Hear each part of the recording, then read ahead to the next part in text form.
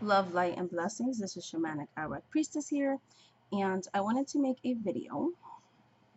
Sorry, but this hair, I don't know if I should have straightened it. I've tried to record this video a couple of times. I think this is going to be the last one because the construction noises and shaky cameras, and then the other one didn't have any audio. So here we go. I wanted to make a video called Feeding the Spirits and what that means. So I've been in my path for 11 years. I grew up with my mom, lighting candles, communing, you know, having the white altar, having saint statues, and I just never understood it until 11 years ago when my now ex-husband was deployed to the war in the Middle East. I was left alone with my two oldest children.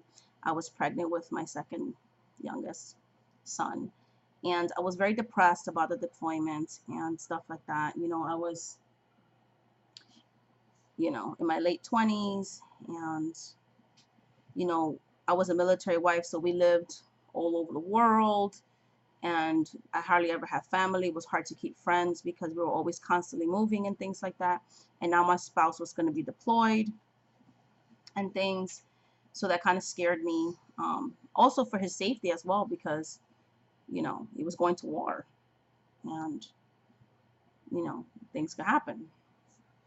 So, anyways, my mom was like, I feel you're, spiritually have are like needing to banish negative energies and things. So I remember I went to her house, we went to the white altar. I was really scared because I still had those attachments to my Christian beliefs, like, oh, if I do this with my mom, like I might invoke something, I might get possessed by something. Like, even though I saw it growing up, when I became into more of a fundamentalist religious beliefs, and I got kind of into that kind of cultish like religion that I was a part of. I'm not saying all Christianity is like this, just the experience that I had with a certain section of that religion, whatever you want to say.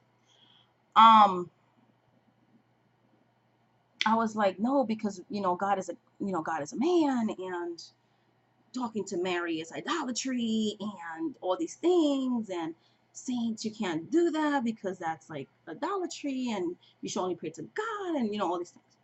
So when she started doing the spiritual service, working the white altar, I remember her praying over me and the spirit talking through her. Because in spiritualist tradition, at least in my perspective and the way that I was taught, we kind of, in the spiritualist, the medium, intercedes on the behalf of the client. So it's kind of like shamanism in the sense that you intercede between the spiritual world and the physical world on behalf of somebody else. Sickness is believed to be physical, but also spiritual blocks. So yes, my mom was trying to help me with my very sad times, this overwhelming sadness and things like that. That even though I was talking to somebody about it with a doctor, I still felt like I wasn't able to overcome that, right? So I remember the spirit energy just washing over me, like from the top of my head to the bottom of my feet. I felt like this electrical, goosebumpy surge of energy, and I was like, whoa. And I remember her scrying in the water and saying things about me that, yes, she's my mother, but like I don't tell her my personal life, things that nobody would know about me. You know what I mean? Not even my mom. And I was like, wow, this is like, wow. So we would continue to work the white altar. There was times I would help her, like I started growing my gift and stuff while he was gone. And I remember we dedicated my first sacred space, which was a guest closet. Like, it was a hallway closet where I used to have coats and stuff, knickknacks, things like that. We emptied that out, put it somewhere else. We washed the floors and scrubbed, and with regular cleansers and spiritual herbs, and my mom would put in water, like she'll make cleansers, and she would smoke it out with my mom used to use like those little coals that had like these scents, and it was just awesome. And she would put it like in a black skillet, and she would just like burn it out, because like I didn't grow up with sage. I grew up with like my mom actually burning like coals and things like that, coal in a big giant skillet, like cauldron, like it's awesome, and burning herbs and things like that. And she, blessed it, dedicated it. I had one candle one little prayer book that she gave me. That's about it, which I still have to this day. Um, I keep it in here. And I remember, I would dedicate a little time and just like hold space and things like that. I couldn't have a white altar because I knew my husband was going to come back. And he grew up, even though he wasn't a practicing spiritualist, he grew up around different aspects of a Caribbean spirituality, Santeria, all that stuff, Wudun. And he just always saw with the negative, connotation. And, I still had those very cultish way of thinking. He's the head of the household. I have to obey my husband, blah, blah, blah. So I was like afraid to like, I want to do all this stuff. So I was trying to be the submissive wife, whatever. So when he came back, I still had the lock on the door. When he would go to bed, I would kneel down and like pray, even if it was for a few minutes, turn off the candle, do my incantations, my prayers, things like that. And that helped me get through a lot of dark times with him because he didn't come back right. And where he was controlling then, like there was some violence on his part towards me. I tried to get him therapy, like he didn't want to do things. Make the long story short, after suffering and not feeling safe, when my second youngest was about 4, I had to leave. Like I waited for him to fall asleep. Me and my children left. Me and my 3 kids with the clothes on our backs, and we went through really dark times. I had a secret savings account that had some money to get us by. Eventually, we had to go into a domestic violence shelter. I was able to get us an apartment after a couple of months of living in a domestic violence shelter. So 3 months. Went through a lot of changes and things like that. When I got my first place, because in the shelter, like I didn't have an altar, I would just like hold space and pray, still having my prayer book, and still talking to Mary. I had like a little tiny Mary, and I would talk to her and just help me, help me, help me. And then, of course, I was doing my part. Of course, I just don't pray and then or set intentions or do a spiritual workings or spell, and then I have to do my part too to attract and make things happen. So I did my part, but I do believe that the energy of Mary, the deity, held space for me. I felt like she wouldn't judge me when I felt like not getting up from the bed, crying and mourning my marriage.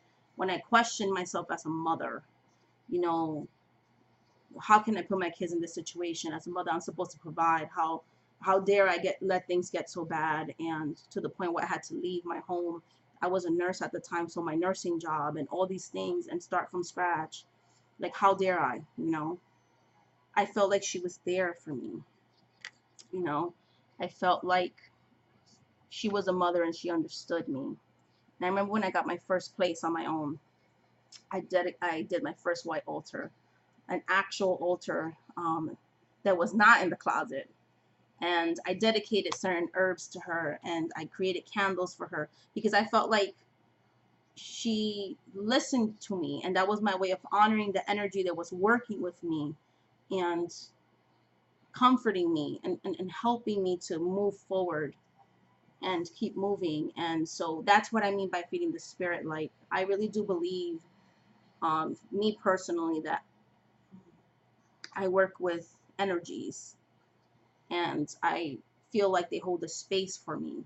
And I like to honor them with buying certain incense or actually giving them a gift or offering or something like that, just for holding that space, just for listening to me, just for being there for me in my darkest times without judging me. And I remember with the baby's father, we went together in a relationship. I had a violent attack done to me by somebody that was a family friend. Um, that kind of stirred up my post-traumatic stress disorder because I went into really intensive therapy after that for some of the violence in my first marriage, to this day my only marriage, and the perpetrator that did a violent crime against me. But before I did the intensive therapy, um, I had a mental breakdown, and my children temporarily lived with their dads. Um, I got the other kids back in the summer. That was voluntary because I felt like it was their best interest, and I beat myself up for that. And I remember one time I just like, oh, I don't want to be here. I'm a failure, like, because I feel like the person that did this to me, I did feel broken. I did feel afraid, especially when something violent happens to you in your own home by somebody you know. That's a trauma. And, you know, my mom called me one day on my darkest days, and I feel like if she didn't call me, I probably wouldn't be here. The things that I was contemplating on doing.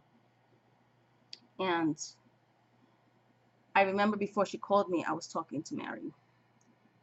And I feel like, you know, because I do believe in spirit, kind of work behind the scenes to kind of like inspire my mom, if you will, to call me. Because she's like, I don't know why I called you, but I feel like I needed to. From that day on, I did the medicinal stuff, the therapy, the medicines. I did that aspect of it. But I also grew spiritually because like spirituality even meant more for me. Like there was times like I really went to my altar, and sometimes I couldn't even talk. Like I would just be crying. Um, just crying and talking and working with rose quartz and healing. I mean, I took that summer off from my job because at that time I was doing readings already. And I lost some clients. Some of them still waited for me to come back. I just said I had to take medical leave without getting personal. And then I got new clients and was able to do my work full time again when I had my two younger children living with me, and had my sponsor and worked a lot with rose quartz for like a year intensively.